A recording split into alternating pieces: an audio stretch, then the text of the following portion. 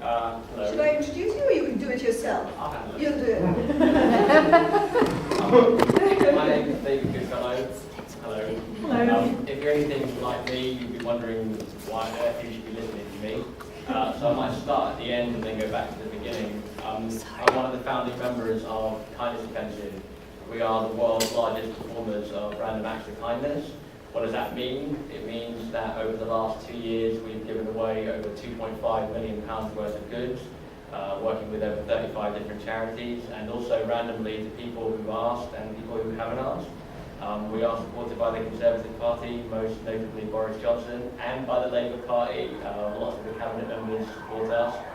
We are one of the biggest people on YouTube right now, the most watched in the world. People like watching people be nice to each other, apparently. We are internationally covered. We've been on all the major news networks across America, across China, across India. I think it's fair to say that there is no other group individually, or even all the rest of the kindness crowd put together, that kind of match us for volume or just sheer brightness when we go out and do our thing. So that's who I am and what we do, and I'm going to talk. I've only got about half an hour of your time, so it's going to be a kind of condensed, potted version. I will say, if you want any more detail, I'll take questions while I'm doing it, but not like a million, so one or two. I might shut you down. If you do have any, if you'd like to see any of them, we're going to play you one video that's kind of a bit of a history. There's loads of stuff on the internet everywhere, so just Google Kindness Offensive and you can fill in any blanks that you like, really. Okay, how did it all begin, and how did I arrive to be talking to you today? I'm a rude boy. Yeah, I don't know if any of you know what that means, but I grew up as one of those kids with the hoodies, and a lot of the positive thinking stuff that's out there in the world about visualization and seeing the world in certain ways, all seemed to add up to stuff that didn't really matter to me. I don't want my chakras realigned. I don't like chanting. I'm quite attached to the things that I own. I kind of want some more of them. So none of this seemed to really make a hill of beans to me. It didn't make sense.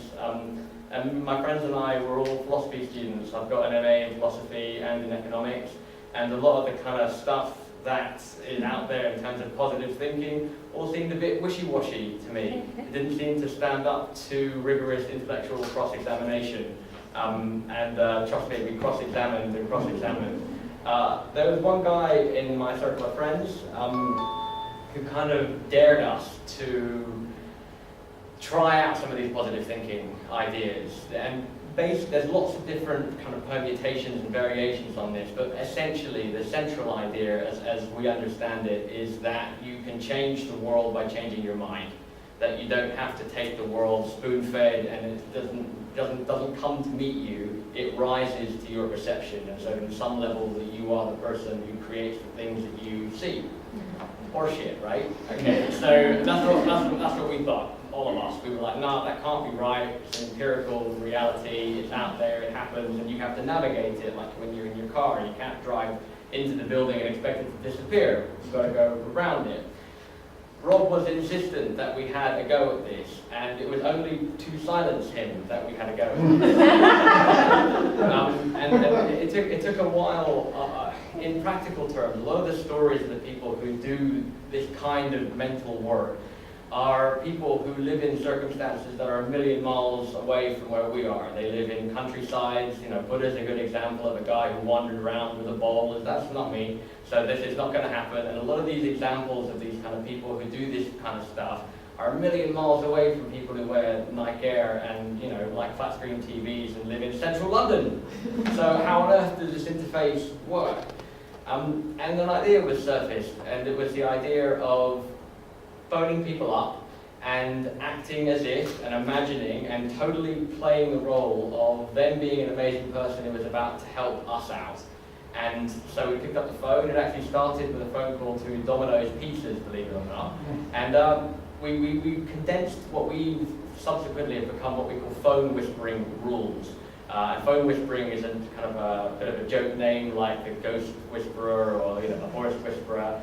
The rules of phone whispering are you can't tell a lie because it's a positive spiritual exercise. You have to clearly imagine what it is going on and then act completely in line with that. So with that first phone call, it was that Domino's were going to send us a free pizza. Because that's something we actually wanted, and we figured that this would be a valid interface, telephone, and there were actually a way that we could execute some of these ideas. So Rob called them up and tried to imagine what it would be like to receive a free pizza. So how do you feel? You feel happy? I'd like to start off by saying, Domino's, how happy I am to be speaking to you. It's an amazing thing that you're doing here. You are sending out a free pizza. Before we go any further, that's an amazing thing for you to do. Instantly casting the person as the hero. Instantly, in your mind, you've got a scenario. The word paradigm gets abused and overused in my opinion, but it's a frame by which you can view the world, where the person on the end of the phone is an amazing individual capable of making a miraculous thing happen for you that you actually want to have happen. Phone call was a long phone call. It took about 25 minutes, and to his credit, Rob didn't move off the spot. He insisted that it was free, that it was a great thing, that he loved them for doing it, and that it was definitely happening. His faith was completely locked into that pizza arriving. Something really weird happened. The guy who was resisting, it was almost like he got knocked out or something. He just went, yeah, right. Everyone was sitting there and were like, no way. And it was almost like it instantly just got written off. They're like, this is never going to happen. That's free pizza. They're worth about 15 quid, right? That's what they do for a living. It's not going to happen. Knock, knock. Domino's pizza guy arrived. It's actually here. And we could eat. We took a picture of this pizza. Right? I've got it up on my wall. I'll tell you more about what's up on my wall later on. But it's like, oh gosh, like this actually worked. We applied these principles, and we got something that we actually wanted, and it happened tangibly. And Domino's were well happy. That was a surprising thing as well, because you'd imagine in this scenario that they might feel ripped off, that they might feel coerced in some way.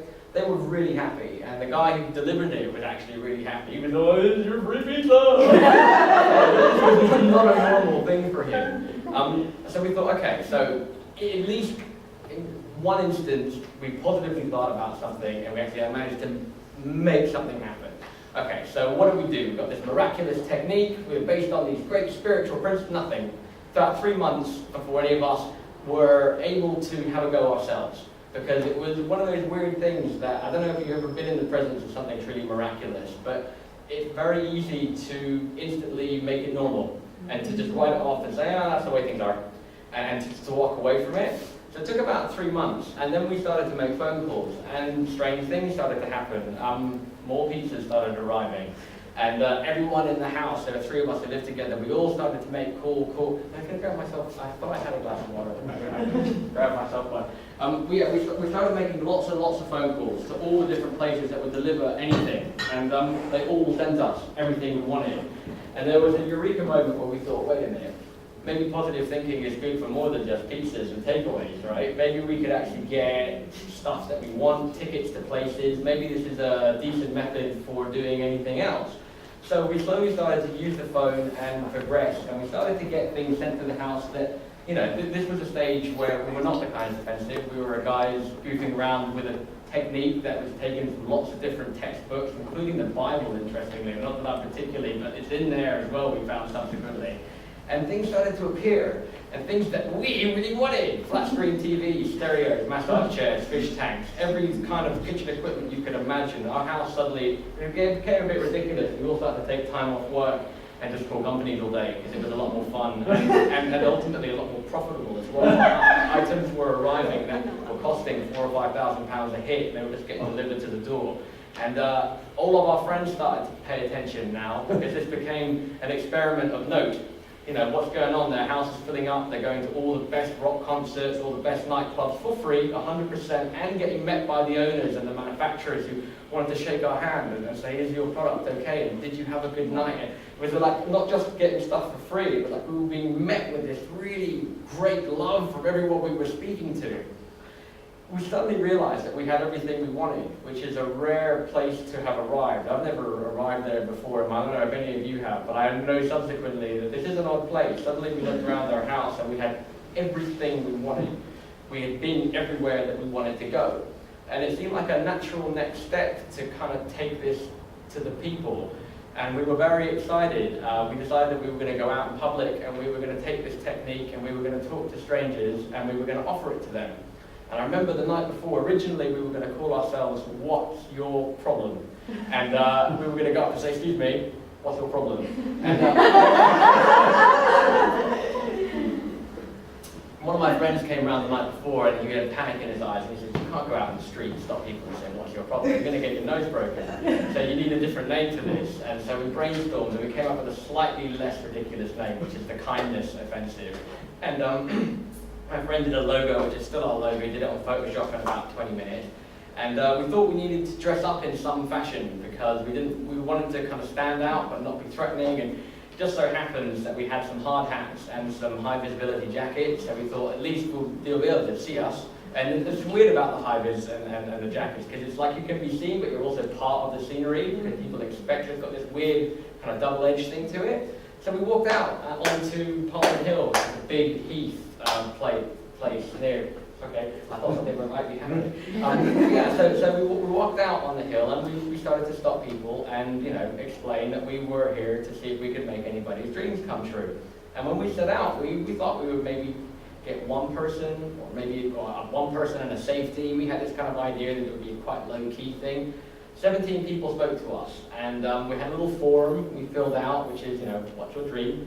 And give us a contact number and we'll do our best.